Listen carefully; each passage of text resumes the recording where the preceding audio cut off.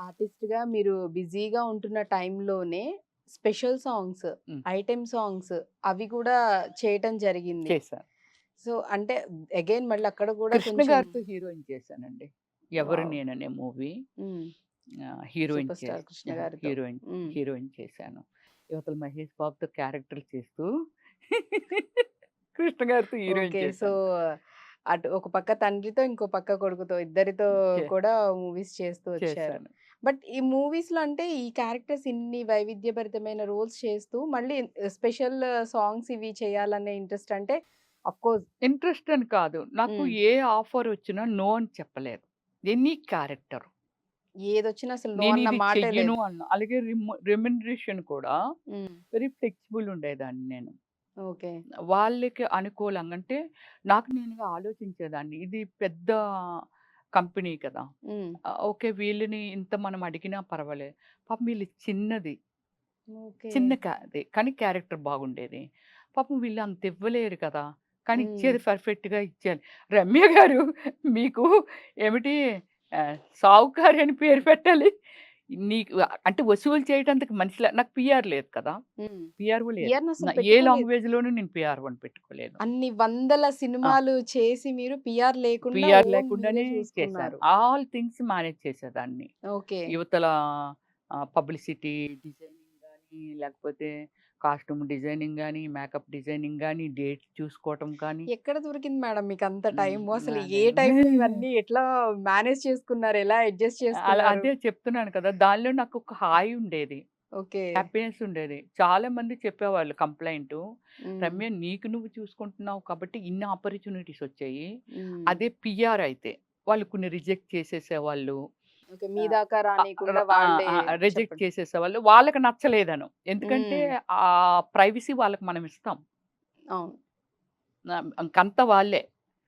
So, అయినా నాకలా feel అవ్వలేదు కానీ రియల్లీ అండి చాలా మంది క్యూలో ఉండేవాళ్ళు. మీ డేట్లు చూస్తాం, మీ డేట్లు చూస్తాం, మీ డేట్లు చూస్తాం. చాలా మహానుభావులు. హ్మ్. పెద్ద పెద్దోళ్ళు. మీరు చ అంటే ఇనీషియల్‌లో మంచి మంచి క్యారెక్టర్స్, మెయిన్ లీడ్స్ ఇన్ని చేశారు. సో, టాప్ దీనికి వెళ్ళిపోయారు. అండ్ జనాల్లో గాని, ఇండస్ట్రీలో గాని మంచి నేమ్, ఫేమ్ వచ్చింది. యాహ్! బేసిక్‌గా ఎవరైనా ఇండస్ట్రీలో ఉన్నప్పుడు ఏం చేస్తారు? ఫస్టు ఒక 1 ఆర్ 2 మూవీస్ హిట్ అయ్యాయంటే ఆటోమేటిక్‌గా రెమ్యునరేషన్ అనేది హై చేసేసుకుంటారు. అవును.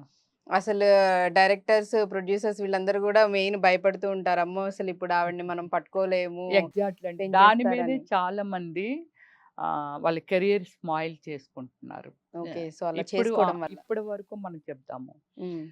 ఒక్క సినిమా హిట్ అయితే ఆమెకి ఒక అనుకుందాం 1 సీఆర్ ఇచ్చారు ఈ మూవీకి. లేకపోతే 50,00,000 ఇచ్చారు. హ్మ్. ఒక్క మూవీ హిట్ అవ్వగానే ఇది మన తెలుగు అమ్మాయిలు అలా అంత బ్రాడ్‌గా ఆలోచించరు. హ్మ్. ఇమ్మీడియేట్‌లీ 2 సీఆర్, 3 సీఆర్ 50,00,000 అయ్యో! ఇద్దాము సినిమా మంచిగా ఆడింది. అనుకున్న దాని మీద ఇమ్మీడియేట్‌లీ ఇంక ఏ ప్రొడ్యూసర్ వెళ్ళా సరే హ్మ్. 3 సీఆరా లేకపోతే 2 సీఆరా, 4 సీఆరా డిమాండ్. హ్మ్. ఇప్పుడు ప్రొడ్యూసర్ సిట్యుయేషను మాట్లాడుకుంటాం కదా! చాలా హ్మ్. మందిమి. హ్మ్. ప్రొడ్యూసర్ సిట్యుయేషన్ ఏం చెప్తున్నారంటే, కొబ్బరికాయ కొట్టకముందే హ్మ్. ఈరోజు బడ్జెట్‌లు 300,00,00,000, 500,00,00,000, అవును. 1000,00,00,000 గ్రేట్ అండి. మన తెలుగు ఇండస్ట్రీ అంత ఆ లెవెల్‌కి రేంజ్‌కెళ్ళింది. అవును. ఇంటర్నేషనల్ లెవెల్‌లో వెళ్ళింది ఈస్ గుడ్ థింగ్. హ్మ్. బట్ ఈ ప్రొడ్యూసర్ అనేవాడేంటంటే, ఆ సినిమా ఆడుతుందా లేదా? ఆ సినిమా ఇంకా అసలు పూజ పూజ దగ్గరికి కూడా రాకముందు హ్మ్. ఒక 400,00,00,000 అంటే దగ్గర దగ్గర 100,00,00,000 వరకు ముందే బ్లాక్ అయిపోతుంది. అబ్బా! హీరోయిన్‌కి, హీరోలకి, పెద్ద హ్మ్. కెమెరామాన్‌లకి, పెద్ద డాన్స్ మాస్టర్‌లకి సో, అందరికి లీడ్ మెయిన్ అడ్వాన్సులు మెయిన్ ఎవరున్నారో ఆళ్ళకి. అడ్వాన్సులివ్వాలి.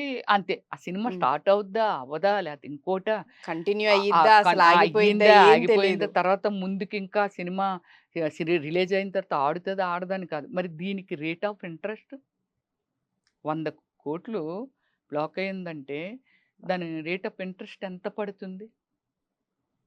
అలాగే చాలామంది ప్రొడ్యూసర్స్ ఏమిటంటే I don't know. So, cash రూపాన బ్లాక్ మనీ ఉండి అలా ఎళ్ళిపోతే ఏమో మనకు తెలీదు కానీ, హ్మ్. సో, ఒక కష్టపడి తెచ్చి ఒక పెట్టిన వాళ్ళకి. ఒక లెవెల్‌కి అతని గ్రోత్‌ని పెంచుకొని, దీని మీద ఇలా పెట్టేసి సినిమా ఏదైనా అయితే వాళ్ళ పరిస్థితి ఏంటి? అసలింక దారుణం. ఊహించలేం.